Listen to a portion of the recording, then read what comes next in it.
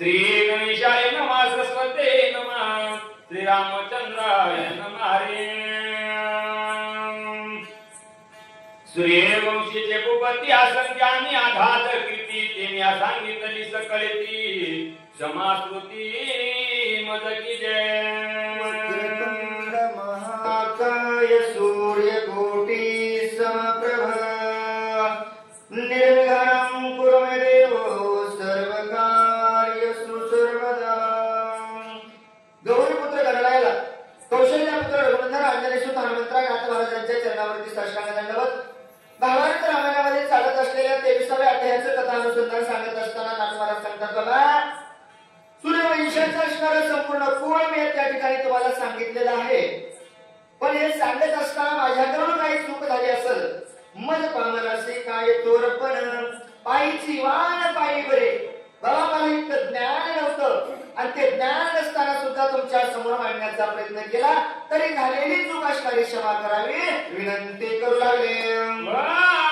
सूर्यवंशावळी वंदिली आती प्रंजाली जनक उडोनी तयवेळी कृतांजली विनविता आणि संपूर्ण असणारी वंशावळी सूर्यवंशाची ऐकल्याच्या नंतर जनक राजाला आनंद झाला आनंद झाल्याच्या नंतर हातामध्ये असणारं पंचारतीचं ताट घेऊन सर्व त्या ठिकाणी ओवाळण करू लागला माझ्या कुळीचे गोपाळ ख्यातिवंताती प्रबळ राहुळे परिसावे सकळ कुळ प्रभाव आणि माझ्या कुळीचा असणारा प्रभाव सामर्थ्यवान आहे माझंही कुळ काही कमी नाही बाबा मग तुम्ही जमलात ना या ठिकाणी माझ्याही कुळाचं असणारं परिसाव असणारं करावं विनंती करू लागले सकळ कुळ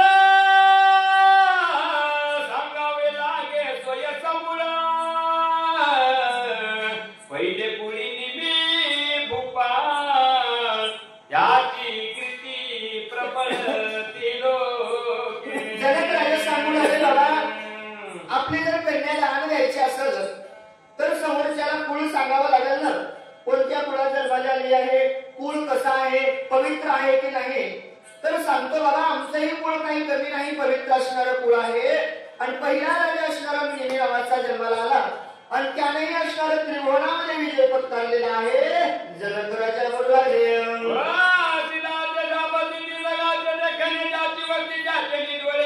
होती या लागे मना ती निमित्ताचे काम म्हणतात बाबा ज्याला पाहिल्याच्या नंतर नजर सुद्धा देखणी व्हावे एवढं असणारं त्याचं स्वरूप त्याचं दैदिप्यमान होतं जनक राजा बोलू लागले निविषाची गती लाचनी चाल्या हो रात्रिया लागी त्याचे निमी मनती जाणण्याचे ती नर्मनाता कशासाठी म्हणावं निमिषाने असणारी त्याची गती प्राप्ती झाली म्हणून असणारं त्याला राजा म्हणलं जातं असं असणारं बोलू लागले निमित्ता सुतमिती सोजरा नगरी बसवी सोनिला या लागी ती मनती मिथिला स्वनामे सोहळा निधन नगरी आणि निमिषात असणारा सूर्य त्या ठिकाणी मिथिला आहे त्याने असणारी ही स्वजोळ नगरी या ठिकाणी स्थापन केलेली आहे जनक राजा बोलू लागले मिती पुत्र प्रथम जनक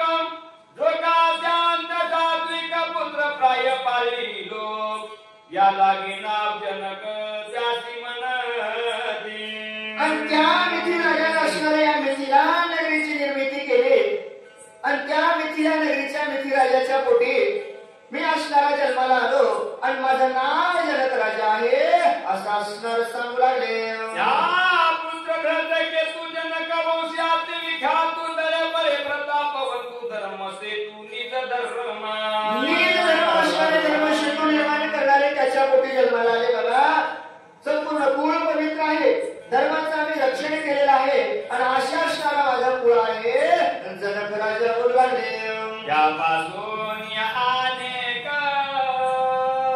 जनक नामाचे नरप देखा ते सांगता सत्या संख्ये करता शांतिक वाढेल आणि जनक राजा म्हणतात बाबा त्यापासून असणारे पुढे जन्माला माझे बरेचसे भाऊ मंडळ आहे आणि त्यांची जर कथा सांगायला गेलं तर म्हणजे आज इथंच रात्र जाईल म्हणून असणार म्हणजे इथपर्यंत बरं आहे. बहुसा जनक स्वीकृती जनक स्वत जनक विजयी जनक त्यामाशी मी काने जनक नीत सेवक तुमचा. आणि मी असणार बाबा त्या कुळामध्ये जन्माला आलेला एकच जनक आहे आणि तुमची असणारी सेवा करण्यासाठी आलेला आहे बाबा. तुमचा असणारा मी सेवक आहे. जनक राजा बोलू लागले वंशावळी वाढविता अपार वाढेली कथा लग्नी साधा विरगुनाथा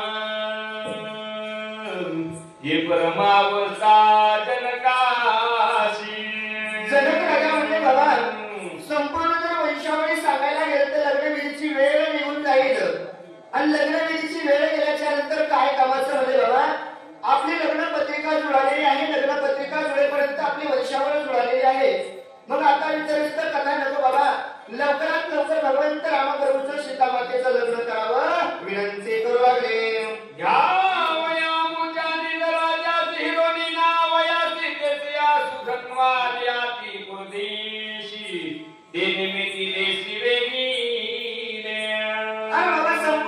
आमची कन्या तुम्ही पदरात घ्यावी म्हणून असणारे हे सर्वस्व त्या ठिकाणी आलेले आहेत. जनक राजा बोलू लागले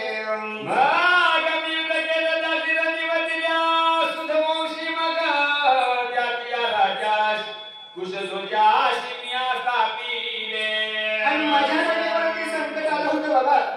दोन जणांनी असणारं आमच्या राजावरती संकट आणलं. त्यांच्यासोबत असणारं मी युद्ध केलं आणि युद्ध करून असणारं पुन्हा मी तिला नगरीचं राज्य अशाचं असं ठेवलं. जनक राजा बोलू लागले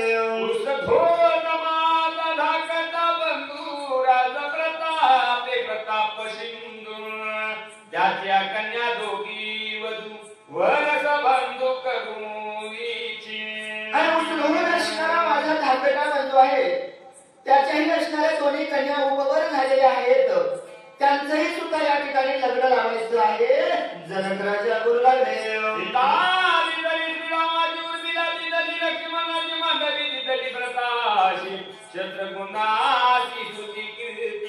अरे बाबा संपूर्ण चौघांचं असणारी विवाह ठरलेला आहे. शत्रुघ्नासने असणारी सुतकीर्ती द्यायची, भरताला असणारी मांडवी द्यायची, लक्ष्मणाला उर्मिला द्यायची आहे आणि भगवंत रामप्रभूला जनक राजाची कन्या असणारी जानकी असणारी सीतामाता द्यायची आहे असं असणार ठरलं आहे. जवगे बंधू चारी वधू ऋषी मनाती श्लेघ सबंधू अवघे केला से निचय लग्न विधी अवधारा. ऋषी मुनी सुद्धा आनंद त्या ठिकाणी म्हणू लागले बाबा खरंच किती भाग्याचा दिन आहे. 4 असणारे वधू आहेत, 4 असणाऱ्या वर आहेत. जनक राजा कार्य असणारं तुम्ही चांगलं हातामध्ये घेतलेलं आहे.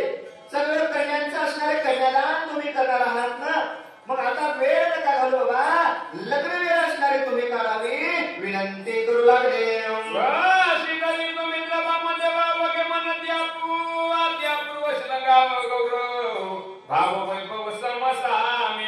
आणि त्या ठिकाणी असणारे वामदेव असणारे वशिष्ठ विश्वामित्र संपूर्ण सांगून आले बाबा दोन्ही मुलांची असणारी लग्न पत्रिका जमलेली आहे. दोघांचं राजवैभव असणारं चांगलं आहे असं असणार बोलू लागले. आजीचे तिसरे दिवसी उत्तर फाल्गुन सुदिनेशी अभिजित साधुनी मध्यानेशी लग्न चौघासी लावावे. आणि मग असणार पंचांग पाहिलं. पंचांग पाहिल्याच्या नंतर ब्राह्मणांनी सांगायला सुरुवात केली बाबा आजपासून तिसरा दिवस असणारा श्रेष्ठ पवित्र असणारा शुभवेळ असणारी आहे. सकाळी 9 ते दुपारच्या 12 वाजेच्या आत असणारे तरीही लग्न करा वेळ असणारी शुभवेळ आहे. फाल्गुन असणाऱ्या महिन्यामध्ये विवाह सोहळा ठरला. ठरल्यानंतर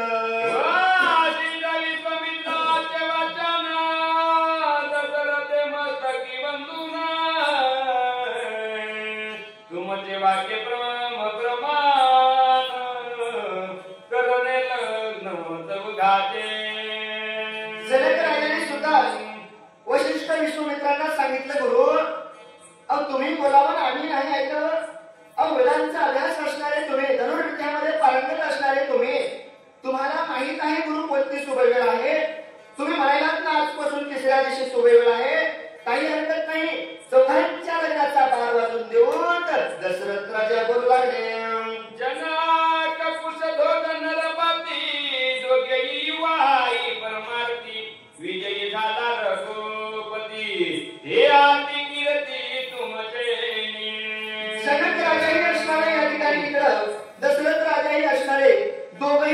आणि त्या ठिकाणी विजयी असणारे झाले. सगळं कार्य स्वामी तुमच्यामुळे झालं. लग्न कलन हे प्रमाण वेरीचा दिले निशाण दुईराया हर्ष पूर्ण सुजन आल्हादी. आनंद वाटू लागला. आजपासून तिसऱ्या दिवशी लग्न आहे. ढोल असणारा त्या ठिकाणी उभारला गेला. दशरथ राजाला जनक राजाला सुद्धा त्या ठिकाणी आनंद वाटू लागला. दशरथी पुसून या जनकासी सवे घेऊन महाऋषी वेग याला जानवे वंशासी देवकासी आरंभ. आणि मग असणाऱ्या दशरथ राजाने जनक राजाला विचारलं. सोबत असणारे ऋषीमुनी घेतले आणि त्याच्यानंतर देव कार्य आरंभ करण्यासाठी आले असताना जनक बोलावी दय धर्मासी हात दोनी ऋषीवर्याशी शिष्य सेवक मी तुम्हासी बांधवासी ससैने. आणि इकडे जनक राजाने असणारे लगीन घ्यायला सुरुवात झाली. प्रत्येक जणाला जनक राजा असणारा बोलू लागला. ऋषी मुनींना सेवकांना प्रधानांना नोकरांना असणारा बोलू लागला. बाबा आपल्याकडे वेळ कमी आहे आणि आजपासून तिसऱ्या दिवशी लग्न होणार आहे. जनक राजा बोलू लागले. श्रीराम लग्नाचा मुसवासी दोई मांडवी उल्हास मिनला ऋषी समुदाव नव नव लाभ लग्नाचा. लहान असणारा लग्नाचा होता.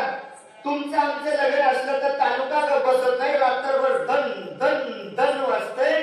लग्न कोणाचं होतं? पंढरपूरच्या मालकाचं रंग नायकाचं लग्न होतं. बाबा दोन्ही मंडपांना आनंद वाटू लागला. वर पक्षाला आनंद, वधू पक्षाला आनंद. लग्न नाही असणारी सुरू झाली आणि काय काय वाजू लागलं. राम विवाह मंडपात झाले स्वयंभ आलवळे दर्याचे सलंब वासे निखोम विवेकाचे.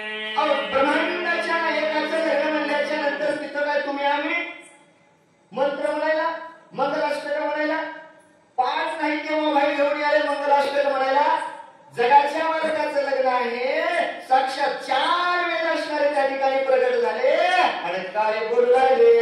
यावरी साकर समृद्धी पुराणे चारी पुरुषार्थ तोरणे धर्मद्वारे सोबती जे सलंबपणे मुक्त घोषी. असंबंधपणे असणारा मुक्त घोष माझा 4 पुरुषार्थामध्ये सोपणारा भगवंत आणि त्याच असणारा उद्धार करण्यासाठी वेद मंत्रांचं असणारं पठण चालू झालं. धर्मद्वाराने जमुदियाद्वारा निरोध नाही त्याचा दिनेवर पाशी पावत सुखी होत तात्काळे. त्याचं नाव घेतल्याच्या नंतर सर्व सुख होतं. बाबा त्याचं नाव घेतलं की माणसाचं संकट पळून जातं. नामाच्या चिंतनेने पारावाटा पळती विघ्ने असा असणारा माझा ब्रह्मांड नायक. वेदांना सुद्धा आनंद वाटू लागला. कारण आम्ही त्या भगवंताचं दर्शन घेतलं. खरंच म्हणजे आम्ही धन्यत्व झालेलो आहोत. आनंद वाटू लागला.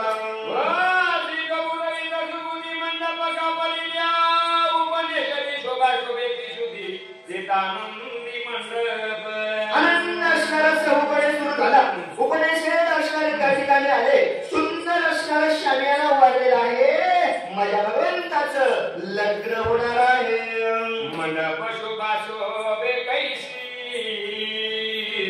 पताका शोभती चिदाकाशी देखता सुख हुए दृष्टीसी मंडप वासिया आल्हाद. लहान असणारा माणसाला वाटावा. सोजूवर असणारा मंडप टाकलेला आहे. शांत असणारं रम्य वातावरण आहे. आजच्या युगामध्ये पाहायला गेलं तर कुठेतरी हायवेवर लग्न असावा, मंडप असावा आणि तिथून गाडीवर जात असताना माणूस म्हणतोय का हो काय छान मंडप आहे, लय आवाज गेलाय. नाही म्हणे तो आमचं कलियुग आहे. प्रत्येक जण बघणारा म्हणतोय कशाला पैसा खर्च केला असेल, कशाला एवढं वाजवणारं लावलं असेल, चांगलं चांगलं भजन लावावं की नाही, गायन वादन करणारे गायनाचारी आणावं की नाही. ते नाही बाबा, लाख लाख रुपये खर्चायचे, रात्रभर नाही झोपू द्यायचं, धन धन धन वाजवायचे. अशा लग्नाचा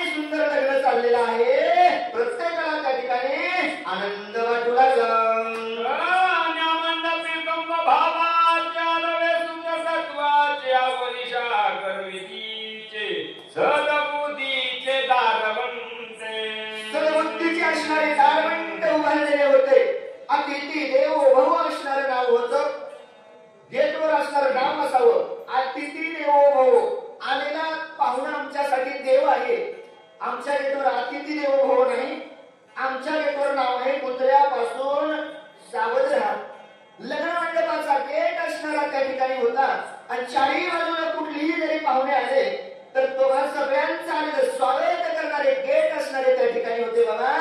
सर्वांना तो असणारा आनंद वाटू लागला. कन्या मंडपी चांगवा धर्म वर मंडपी वितान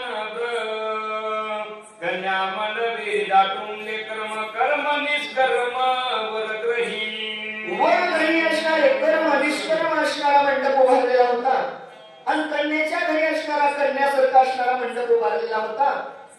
आमचा कन्या मंडप आणि वर मंडप मंगल कार्यालय प्रभुत्वच असते.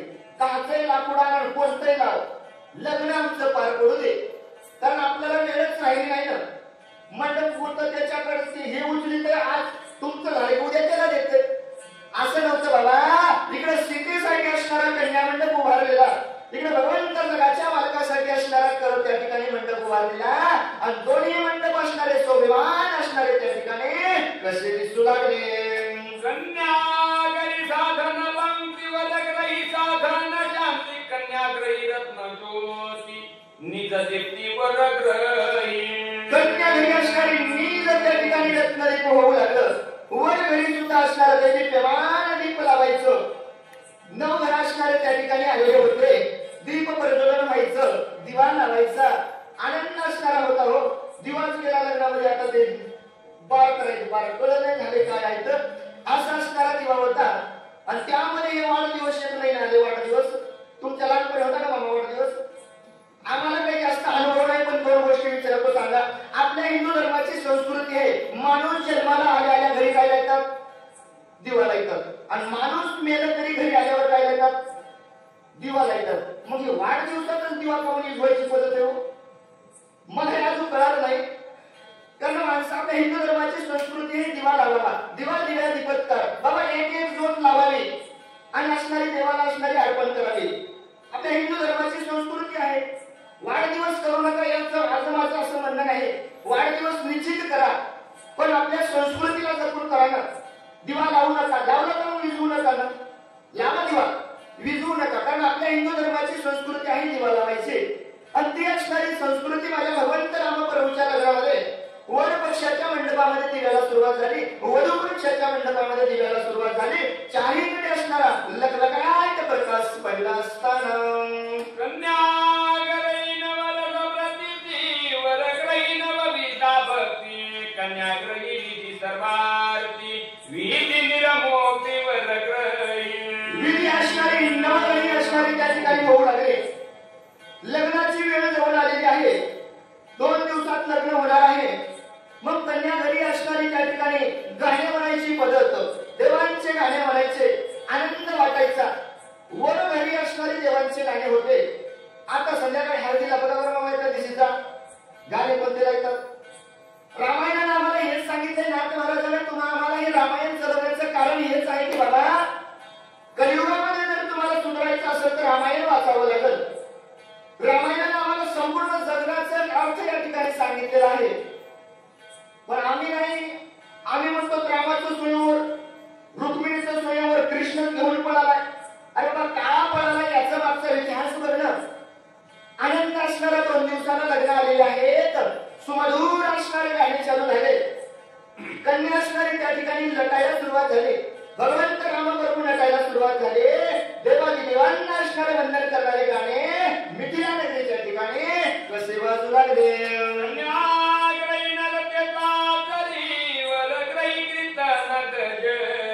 कन्याग्रही भाटकवारी वेदना गरी वरग्रही. वेद असणारा नागरी वरग्रही असणारा त्या ठिकाणी भगवंताच्या घरी व्हायचा.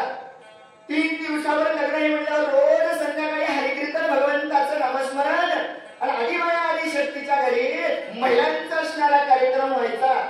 एवढं असणार माझ्या भगवंताच्या लग्नामध्ये त्या ठिकाणी सुरुवात झाली. मंडपी नवलाचारी वर मंडपी विते नर नारी दुई मंडपा माधारी आगाद दोरी सामर्थ्याची. आगाद असणारी सामर्थ्याची दोरी नाथ महाराज सांगतात बाबा. कन्या घरी असणारे 4 वधू आहेत आणि वर घरी असणारे 4 वर त्या ठिकाणी आहेत. कोणाची थोडी कमी होती हो? नवरीच्या घरी जर देवाचं गाणं लागलं तर इकडे हरिकीर्तन सुरू व्हायचं. इकडे हरिकीर्तन सुरू झालं तर जनक राजाने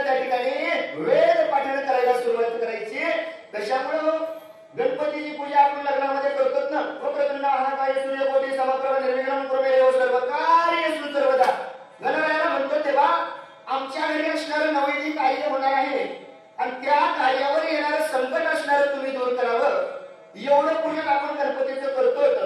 पण आपलं गणपतीचं पूजन आता ब्राह्मणे म्हणाले त्या आवाजानं मला काही कळलं घ्या उरकून सुपारीला पाणी घातलंय का कळसाला पाणी घातलंय ब्राह्मणालाही कळलं. मग आपल्या लग्नामध्ये 12 वाजता सुटायले पाऊस पडायले दोष आपला आहे की देवाचा आहे? आपला दोष आहे. कारण केले कर्म झाले तेच भोग आले. नाथ महाराज म्हणतात तुमचं केलेलं पाप तुम्हाला भोगावं लागतं. म्हणूनही नाथ महाराज आपल्याला प्रत्येक वेळी सांगतात बाबा मागचं जाऊया पण आता तरी सावध व्हा ना.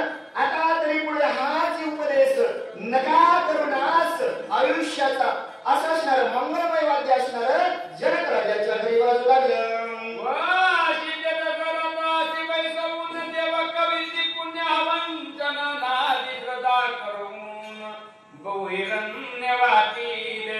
बाबा त्या ठिकाणी हवन असणाऱ्या लग्नाला सुरुवात झालं. कारण असणाऱ्या भगवंताच्या लग्नावरती कुठलं संकट येऊ नये म्हणून वेदांचं असणारं पठण चालू झालं.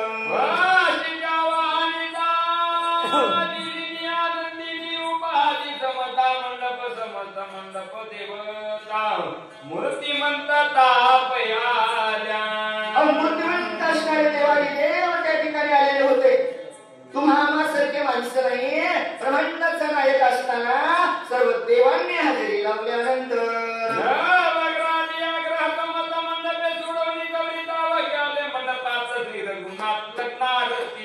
नवग्रहांनी सुद्धा त्या ठिकाणी भगवंताच्या लग्नासाठी हजेरी लावली होती.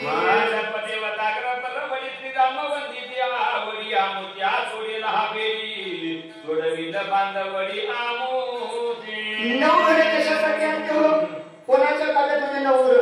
भगवंत रामप्रभूच्या लग्नाच्या वेळेस नवघर असणारे रावणाच्या ताब्यामध्ये होते. नवघर सुद्धा भगवंताच्या दर्शनाला आले म्हणाले भगवंता कार्य असणारं पूर्ण करा आमची असणारी बेडी सोडवावी विनंती करू लागले.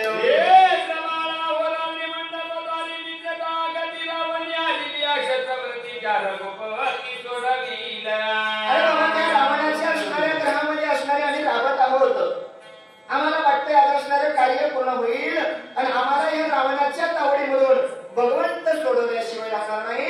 नवग्रहांना वाटू लागलं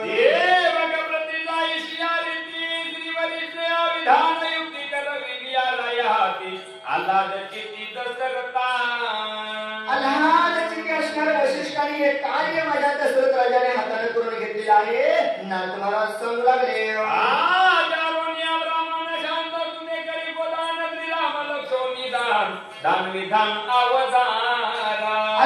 असणारे केलं ब्राह्मणाला बोलवायचं गोदानाने करायचं दान धर्म असणारा लग्न मंडपामध्ये सुरू झालं.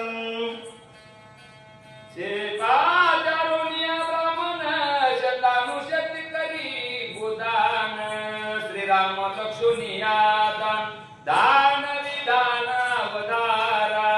दान विधान असणारे करायला सुरुवात केलं. पाचारण असणारे करायचं भगवंताच्या नावाने असणारं गोदान त्या ठिकाणी करायला जनक राजानं दशरथ राजानं त्या ठिकाणी सुरुवात केली.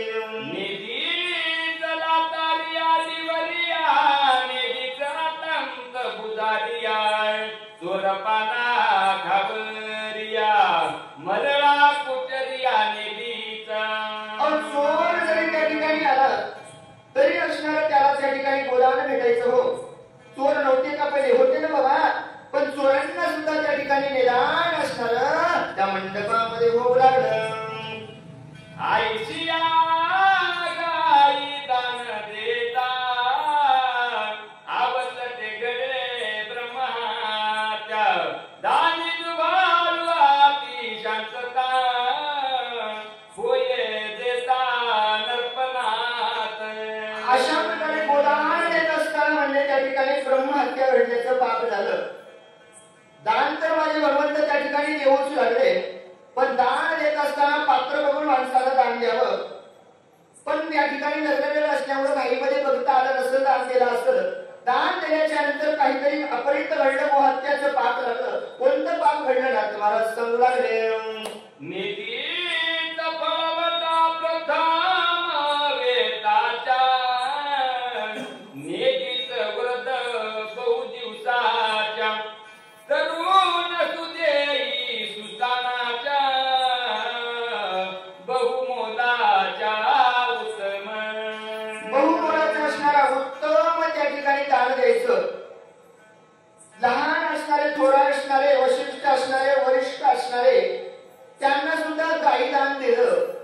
पण कोणाला अपात्र बघून